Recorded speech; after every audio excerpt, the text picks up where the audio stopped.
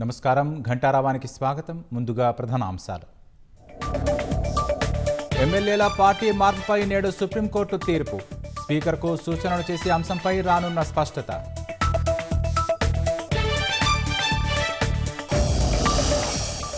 హైకోర్టులో 4 కొత్త న్యాయమూర్తుల సేవలు. కాసేపట్లో ప్రమాణం చేయించనున్న CJ justice Aparesh Kumar.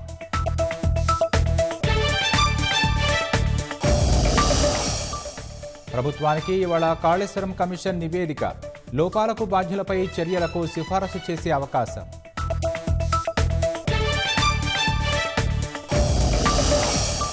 America 25% సుంకాలతో దేశార్థికానికి భారీ దెబ్బ. జీడీపీపై 2,60,000 కోట్ల ప్రభావం ఉంటుందని అంచనా. వాణిజ్యంలో దేశ ప్రయోజనాలను కాపాడుతామన్న కేంద్రం. విదేశాంగ విధానం పూర్తిగా విఫలమైందని కాంగ్రెస్ విమర్శ.